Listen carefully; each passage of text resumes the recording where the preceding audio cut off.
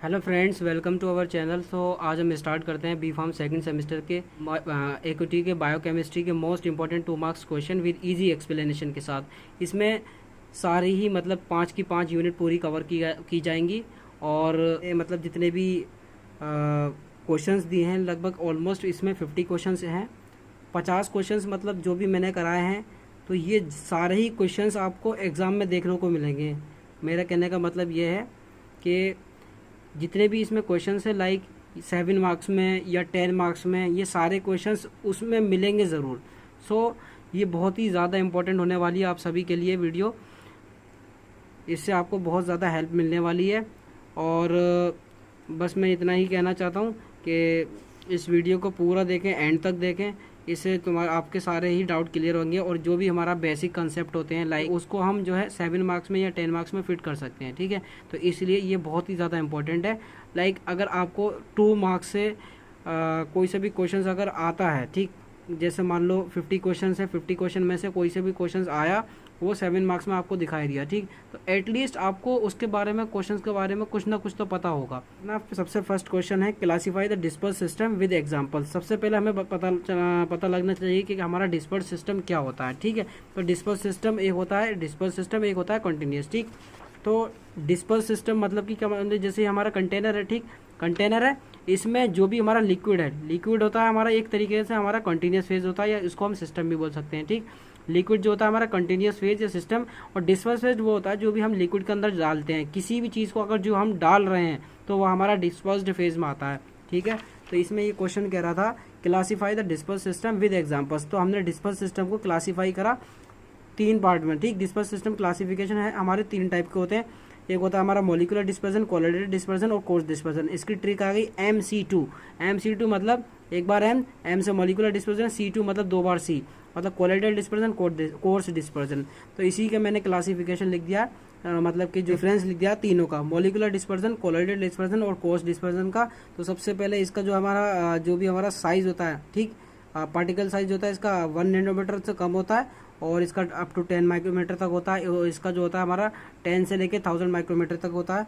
और ये जो होता है हमारा इनविजिबल इन इलेक्ट्रॉन माइक्रोस्कोप। जो मॉलिक्यूलर डिस्पर्जन होता है, बहुत ही छोटे छोटे पार्टिकल्स होते हैं, तो हमारा इलेक्ट्रॉन माइक्रोस्कोप में भी ये इनविजिबल होता है। ठीक है, तो कोलिडल डिस्पर्जन की बात करते हैं।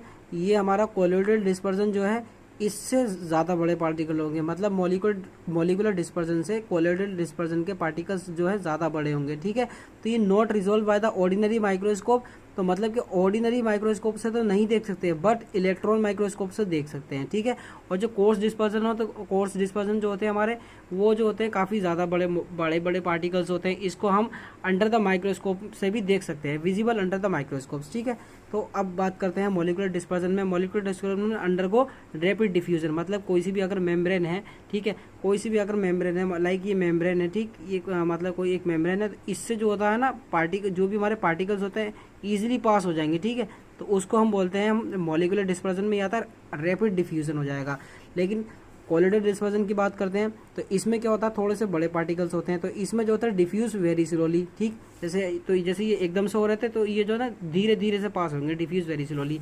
अब कोर्स डिस्पर्जन की बात करते हैं, इसमें क्या होता है, हमारे पार्टिकल साइज बड़ा होता है, तो ये हमारा डोंट डिफ्यूज होंगे। इसमें जो होता है डिफ्यूज हो नहीं सकते पार्टिकल साइज। अब हमारा क्वेश्चन नंबर 2 आता है, हमारा म्यूटर रोटेशन क्या होता है। ठीक, ये भी बायोकेमिस्ट्री का क्वेश्चन है। Question number 2, define mutarotation.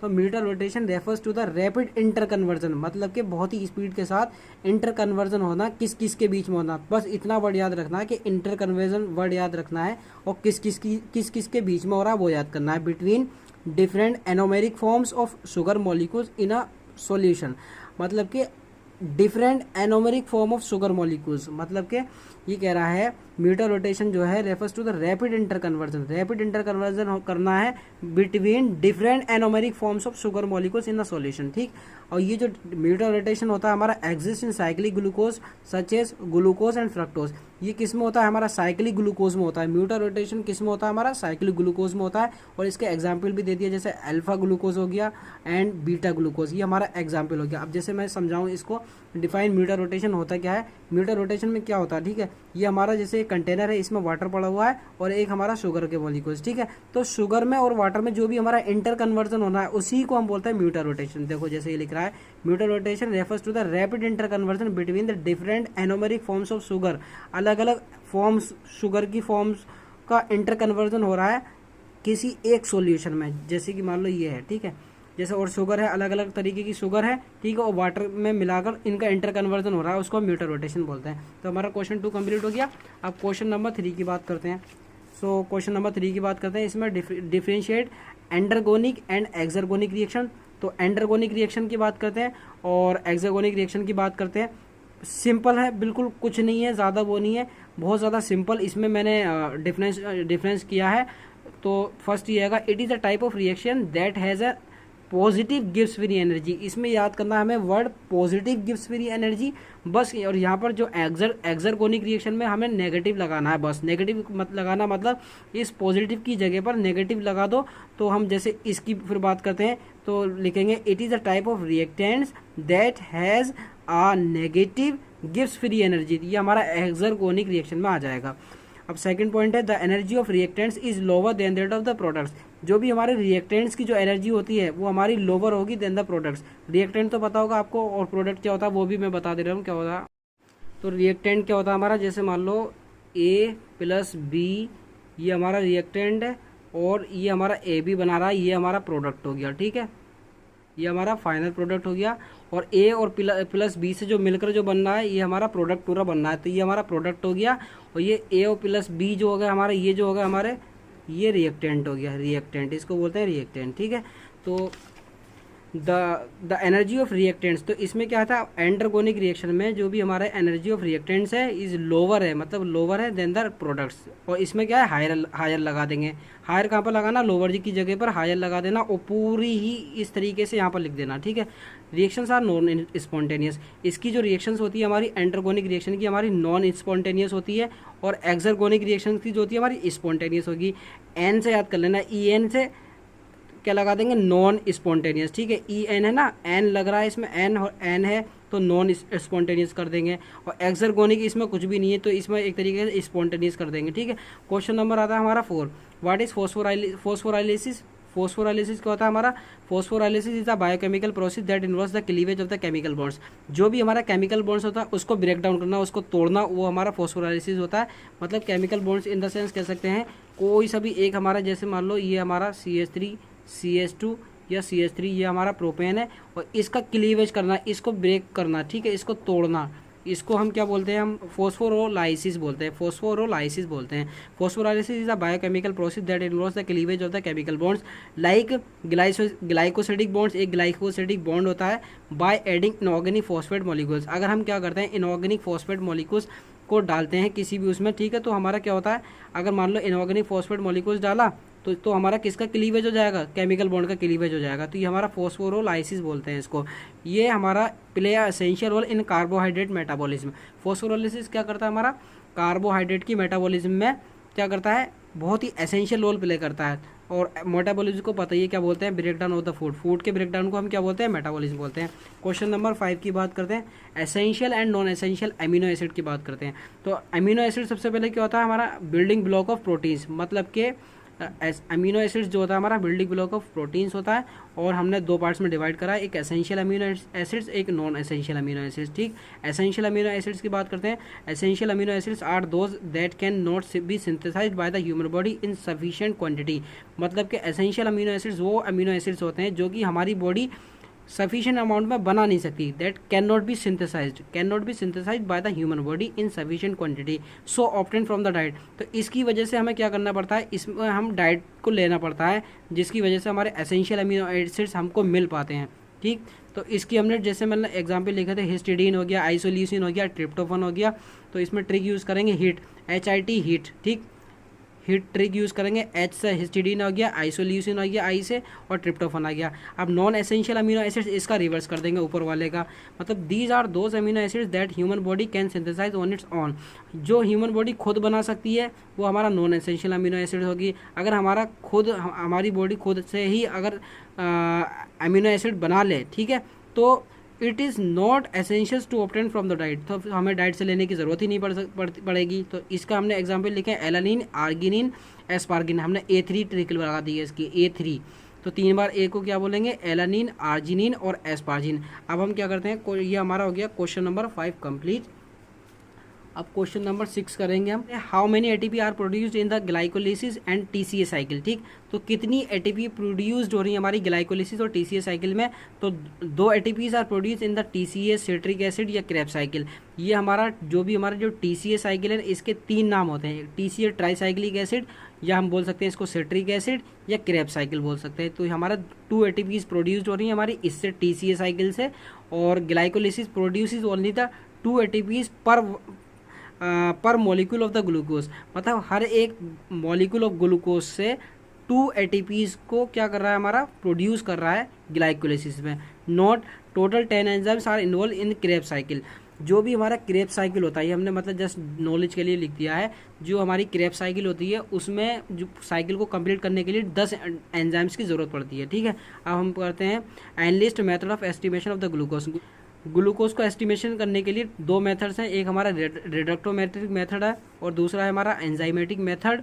तो रिडक्टोमेट्रिक मेथड में क्या करेंगे, फोलिन वू मेथड या ओ टोलिडीन मेथड। ठीक है, तो फो है तो इसमें भी देखो ओ मतलब कि ओ यूज़ हो रहा है तो इसमें भी ओ यूज़ कर देंगे। ठीक, तो फोलिन वू मेथड या ओ टोलिडीन मेथड, ये हमारी ट्रिक हो गई याद करने की रिडक्टोमेट्रिक मेथड में।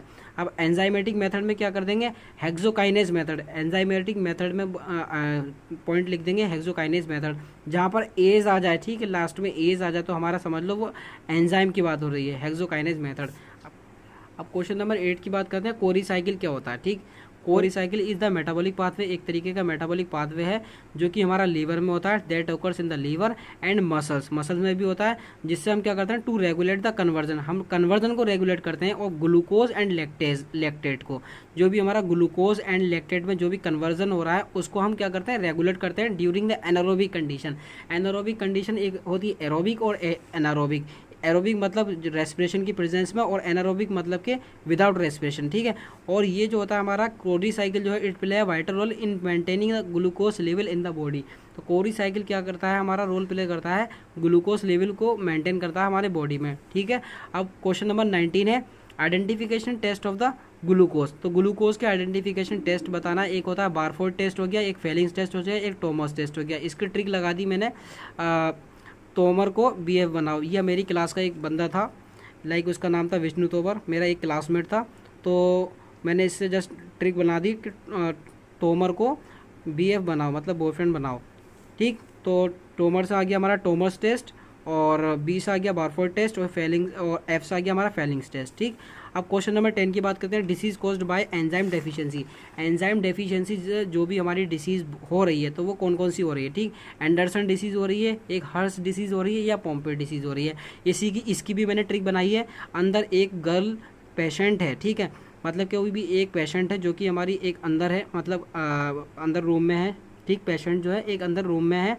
ठीक, उसको हम गर्ल को क्या बोलते हैं, हर बोलते हैं। ठीक है, और जिसको पॉम्पी डिसीज़ है, ठीक है, मतलब एक पेशेंट है जो कि लड़की है, लड़की को क्या बोलते हैं, लड़की के लिए हर यूज़ करते हैं। ठीक है, तो उसमें उसको कौन सी डिसीज़ है, पॉम्पी डिसीज़ है। तो अंदर से आ गया हमारा एंडरसन डिसीज़, और हर से आ गया हमारा हर्स डिसीज़, और पॉम्पी डिसीज़ तो पॉम्पी डिसीज़ है। क्वेश्चन नंबर 10 भी कंप्लीट हो गया। क्वेश्चन नंबर 11 हमारा कोएंजाइम क्या है। ठीक, कोएंजाइम को एक्सप्लेन करेंगे। Coenzyme is a small organic molecules, ये हमारे स्मॉल ऑर्गेनिक मॉलिक्यूल्स होते हैं that to facilitate and enhance the enzymes catalytic activity. मतलब ये क्या करता है, कोएंजाइम्स क्या करते हैं, जो भी हमारी एंजाइम्स की एक्टिविटी होती है, जो भी हमारी मतलब एंजाइम्स की कोई सी भी रिएक्शन चल रही है, ठीक है, उसकी एक्टिविटी को फास्ट करता है हमारा कोएंजाइम्स। ठीक है, तो कोएंजाइम क्या है, is a small organic molecule that to facilitate and enhance the enzymes catalytic activity during the biochemical reaction. जो भी एक बायोकेमिकल रिएक्शन चल रही है, ठीक है, तो कोएंजाइम क्या करेंगे, उस बायोकेमिकल रिएक्शन को फास्ट कर देंगे।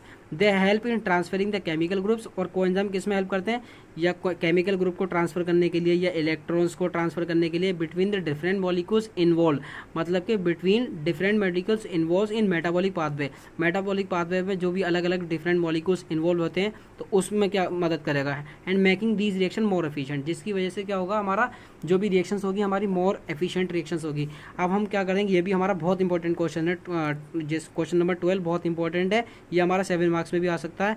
तो reducing and non reducing sugar में डिफरेंस पढ़ना है इसमें हमें।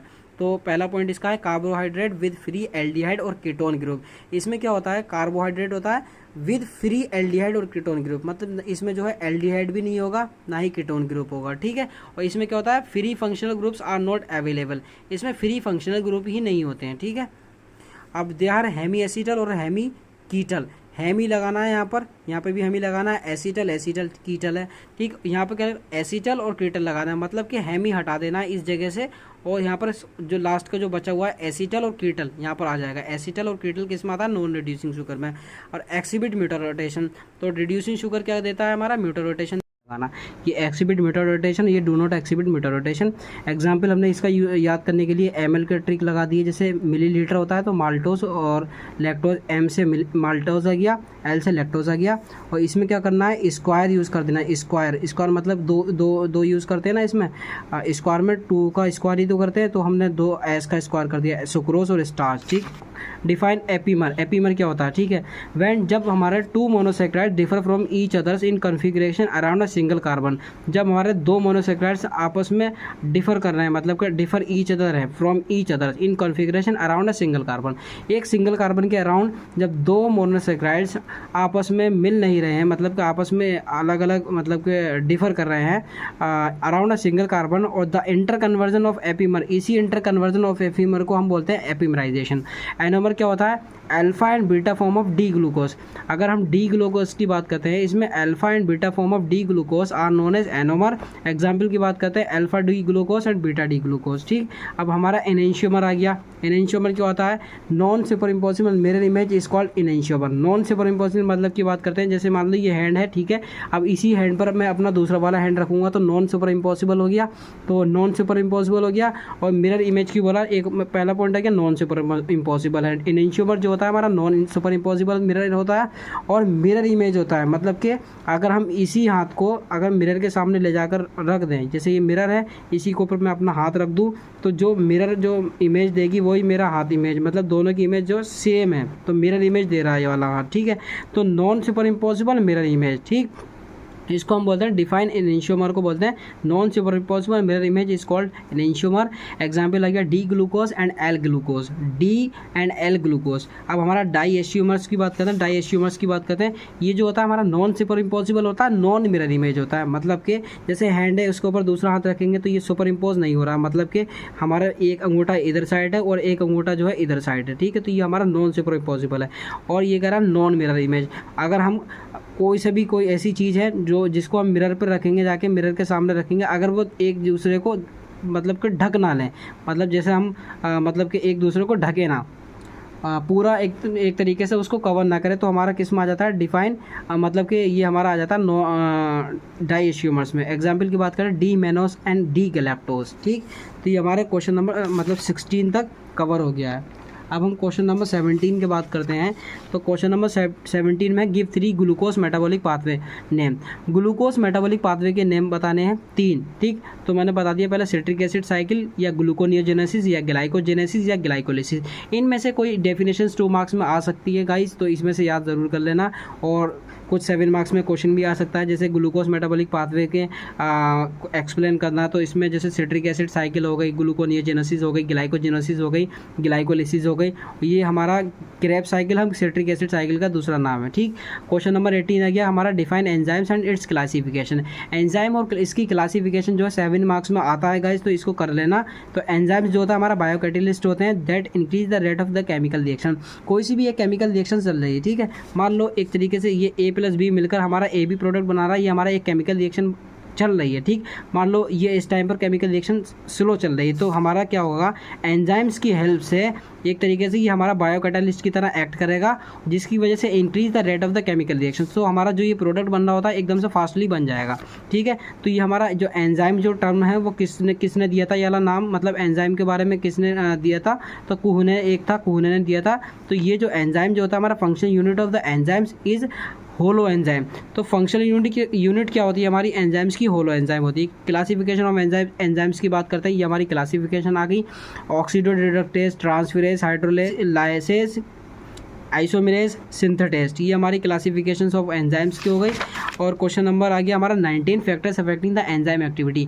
एंजाइम एक्टिविटी के जो भी हमारे फैक्टर्स को अफेक्ट कर रहा है, ठीक, एंजाइम की एक्टिविटी के फैक्टर को जो अफेक्ट कर रहा है वो हमारा कौन से होते हैं, एक हाइड्रोजन आयन कंसंट्रेशन, एक हमारा एंजाइम की कंसंट्रेशन, एक temperature.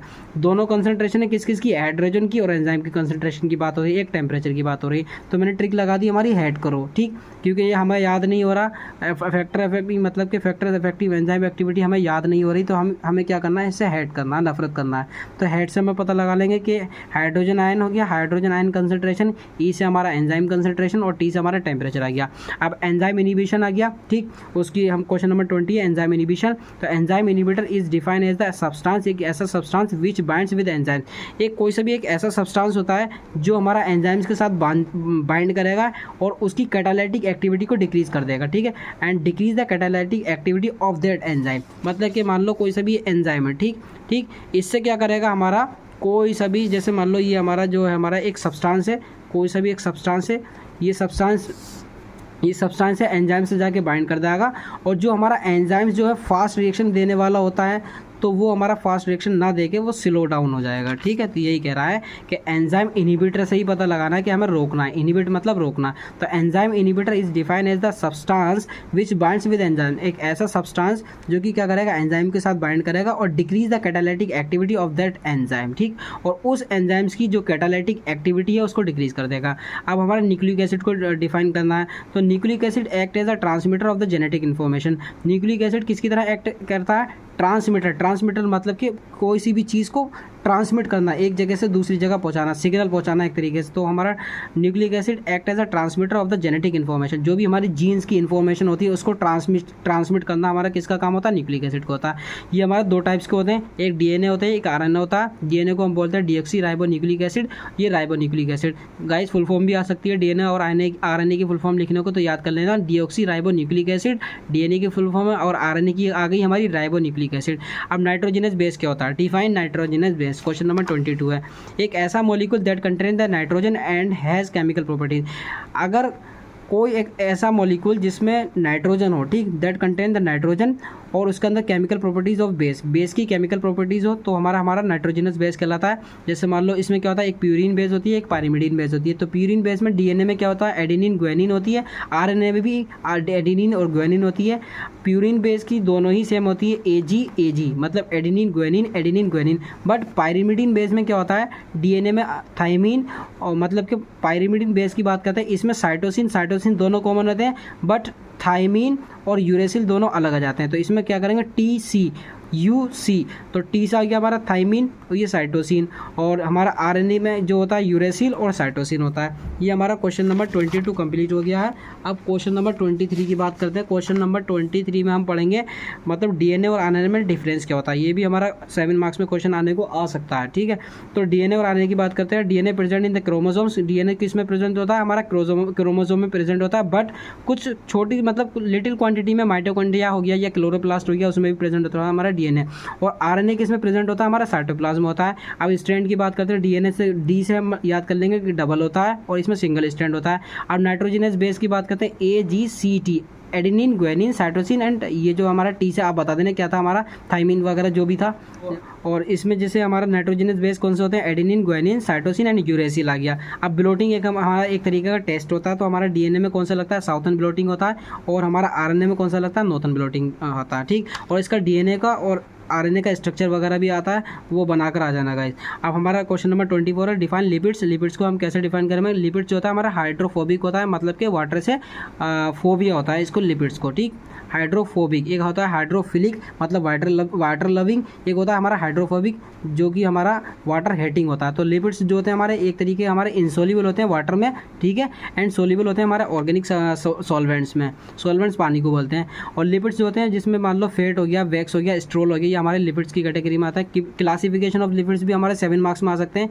Simple, complex, derived lipid, neutral lipids या मिसलेनियस लिपिड्स, ये हमारी क्लासिफिकेशन है जस्ट फॉर 7 मार्क्स के लिए, बट मैंने ऐसे ही डाल दिया इसके अंदर, ठीक है। तो ये हमारा 7 मार्क्स में आ सकता है, लिपिड्स की क्लासिफिकेशन वगैरह को पूछ सकता है, ठीक। अब हमारा क्वेश्चन नंबर 25 है, ये भी हमारा इंपॉर्टेंट है, मतलब सैचुरेटेड और अनसैचुरेटेड फैटी एसिड का डिफरेंस क्या है, ठीक। तो हमारा hydrocarbon chain only contain the single bonds, मतलब कि सैचुरेटेड फैटी एसिड में क्या होता है, जो भी हमारी हाइड्रोकार्बन चेन होती है उसमें सिंगल बॉन्ड्स प्रेजेंट होता है, और एक इसमें क्या होता है अनसैचुरेटेड फैटी एसिड में क्या होता है हमारा डबल बॉन्ड होती है, ठीक। और जो हमारा सैचुरेटेड फैटी एसिड का जो होता है मेल्टिंग पॉइंट जो होता है हाई होता है, इसका लो मेल्टिंग पॉइंट होता है। ये हमारा रूम टेम्परेचर पे क्या होता है सॉलिड होता है, ठीक है। अगर मान लो कोई सी भी चीज़ सॉलिड है, ठीक, तो उसको हमारा हाई मेल्टिंग पॉइंट ही तो होगा, क्योंकि सॉलिड को हमें ज़्यादा से ज़्यादा हीट देनी पड़ेगी, तो हमारा हाई मेल्टिंग पॉइंट होगा, ठीक है। अगर कोई चीज़ लिक्विड है, ठीक, तो उसका मेल्टिंग पॉइंट क्या होता है लो होगा, क्योंकि अगर लिक्विड है उसको हम आराम से लिक्विफाई और ज़्यादा लिक्विफाई कर सकते हैं, ठीक। इसकी जो शेल्फ लाइफ होती है हमारी सॉलिड की वो ज़्यादा होती है, ठीक। इसकी शेल्फ लाइफ जो होती है हमारी लो होती है। एग्जाम्पल की बात करते हैं, एग्जाम्पल तो ज़रूर लिखना है। एग्जाम्पल कौन सा होता है, ब्यूटारिक एसिड है, कैप्रोइक एसिड हमारा हो गया, सैचुरेटेड फैटी एसिड का एग्जाम्पल हो गया, और अनसैचुरेटेड फैटी एसिड उसका आ गया एग्जाम्पल ओलिक एसिड और लिनोलिक एसिड, ठीक। हमारे कीटोन बॉडीज़ को डिफाइन करना है, क्वेश्चन नंबर 26 है। तो कीटोन बॉडीज़ हमारे एक तरीके से कंपाउंड होते हैं जो कि acetone, aceto acetate and alpha hydroxy butyrate, जिसको हम बोलते हैं कीटोन बॉडीज़। ये हमारी सारे ही कीटोन बॉडीज़ होते हैं। द कंपाउंड जैसे मान लो एसीटोन हो गया, एसीटो एसीटेट हो गया एंड अल्फा हाइड्रोक्सी ब्यूटाइरेट, ये हमारी कीटोन बॉडीज़ होते हैं। Ketone bodies synthesize in the liver, ये हमारे किसमें सिंथेसाइज होते हैं, ये हमारे सिंथेसाइज होते हैं हमारे लीवर में, ठीक है।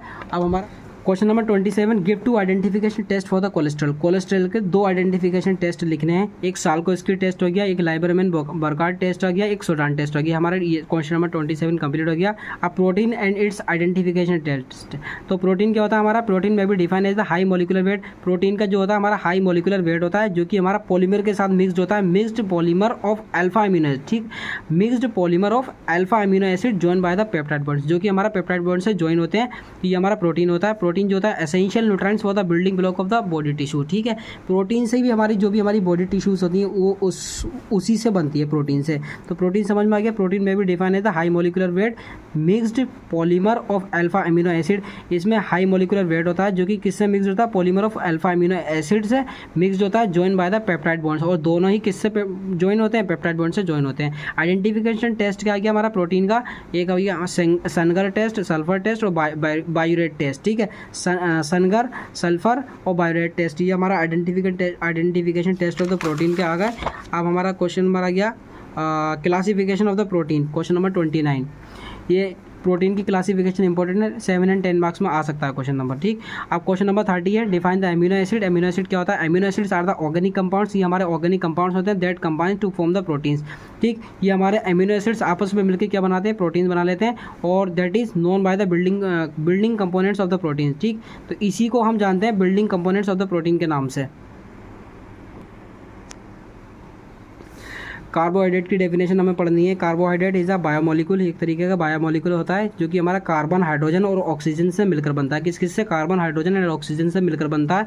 और carbohydrate is one of the 3 micronutrients, मतलब कि 3 माइक्रोन्यूट्रिएंट्स में से एक है through which a human body acquires energy, जिससे हमारी जो ह्यूमन बॉडी जो होती है उससे हमारा एनर्जी का यूटिलाइजेशन होता है। क्वेश्चन नंबर 32, गाउट बताना, डिफाइन गाउट और ग्लूकोनियोजेनेसिस। तो गाउट की बात करते हैं। गाउट क्या होता है, एक तरीके की ऐसी disease that cause painful swelling, मतलब painful swelling in the places where 2 bones fit together. मतलब मान लो एक हमारे फिंगर है, ठीक, इसमें जो है जॉइंट्स होते हैं, ठीक है। तो इसमें जो 2 जॉइंट्स होते हैं ना, तो इसमें जो पेनफुल स्वेलिंग आ जाती है, मतलब जॉइंट्स वगैरह में गिरने से जो भी हमारी स्वेलिंग आ जाती है या किसी वजह से भी जो स्वेलिंग आ रही है, तो हमारी गाउट की कैटेगरी में आता है। ये अगर disease that cause painful swelling in the places where the 2 bones fit together, जैसे मान लो जॉइंट्स वगैरह, जॉइंट्स आपस में जुड़े हुए होते हैं, तो फिंगर हो गया, नीज हो गया, ठीक है। तो ये हमारे गाउट का गया। ग्लूकोनियोजेनेसिस क्या होता है, ग्लूकोनियोजेनेसिस, नियो से पहचान लगाएंगे कि इसमें ग्लूकोज बन रहा है, ठीक है। नियो मतलब न्यू ग्लूकोज बन रहा है, ठीक, इसी से हम पहचान लगाएंगे ग्लूकोनियोजेनेसिस। क्वेश्चन आ सकता है 2 मार्क्स में ये वाला।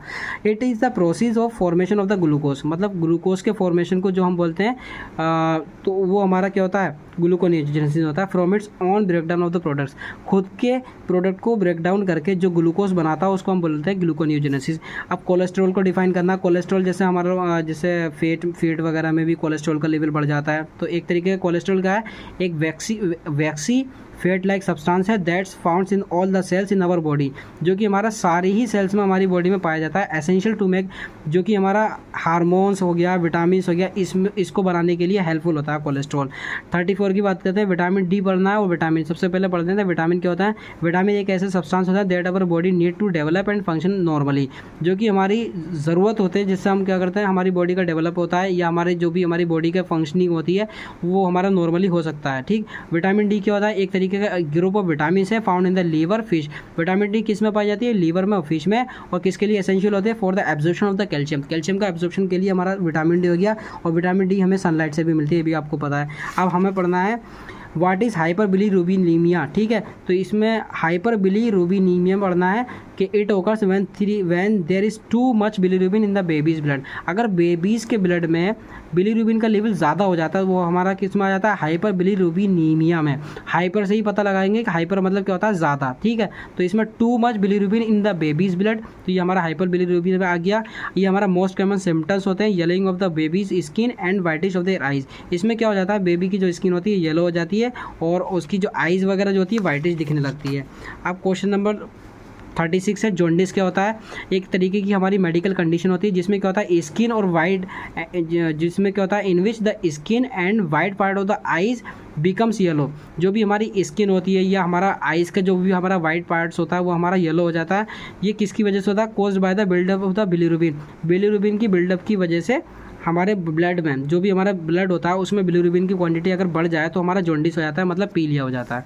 अब क्वेश्चन नंबर 37 है, ये जितनी भी है इनकी सबकी फुल फॉर्म पढ़नी है गाइस, ये आप लोग सभी देख लेना। इस तरीके से फुल फॉर्म में मैं ज़्यादा टाइम नहीं मतलब वेस्ट नहीं करना चाह रहा क्योंकि ये वीडियो बहुत ज़्यादा लंबी हो जाएगी।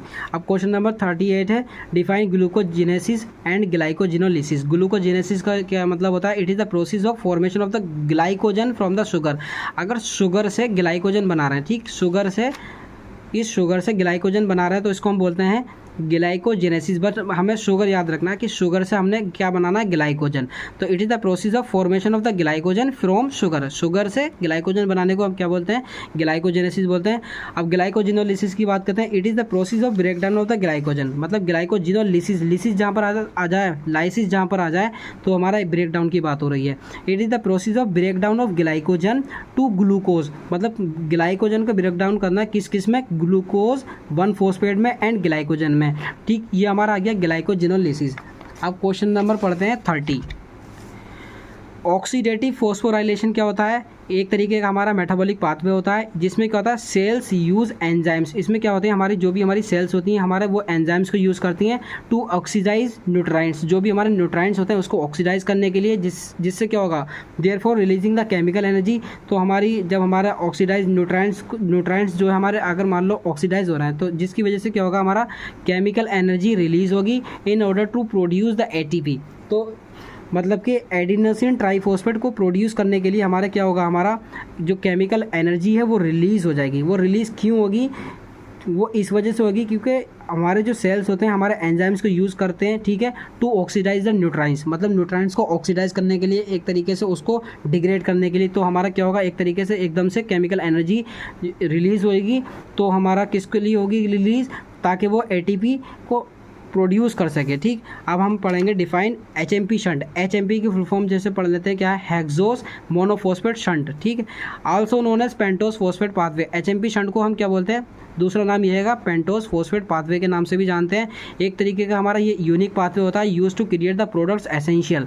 ये हमारा किस लिए यूज़ होता है, ताकि हम क्या कर सकते हैं, प्रोडक्ट को एसेंशियल बना सकते हैं हमारी बॉडी में फॉर मैनी रीजन, काफ़ी रीजन के लिए। It is an alternative pathway. जो भी हमारा HMP शंट है एक तरीके का अल्टरनेटिव पाथवे है to the glycolysis and used. मतलब अल्टरनेटिव पाथवे है हमारे ग्लाइकोलिसिस के लिए, मतलब ग्लूकोज के ब्रेकडाउन के लिए। और इसको यूज़ करते हैं to produce the ribose five phosphate and NADPH। इससे हम क्या करते हैं, हमारा राइबोस 5-फॉस्फेट और NADPH को प्रोड्यूस करते हैं। अब हम फॉस्फोलिपिड पढ़ते हैं क्या होता है। Phospholipid is a type of the lipid molecules that is the main component of the cell membrane. Phospholipid क्या होता है, हमारा एक तरीके का लिपिड मॉलिक्यूल होता है जो कि हमारा इंपॉर्टेंट कंपोनेंट होता है हमारा सेल मेम्ब्रेन का। ठीक, और लिपिड्स हमने पढ़ा ही था पीछे, क्या होता है, एक तरीके का ऐसा मॉलिक्यूल दैट इंक्लूड, जैसे मान लो फैट्स हो गया, वैक्स हो गया, एक्सेट्रा। ठीक है, अब क्वेश्चन जैसे ईच फॉस्फोलिपिड, मतलब हर एक फॉस्फोलिपिड किस किस से बनी होती है, made of the 2 fatty acid acids और एक फॉस्फेट ग्रुप से, 2 फैटी एसिड और एक फॉस्फेट ग्रुप से, एक ग्लिसरॉल मॉलिक्यूल से हमारा बना हुआ होता है फॉस्फोलिपिड। ठीक, अब क्वेश्चन नंबर हम पढ़ेंगे 45। Right hormones involve in the regulation of the blood glucose level.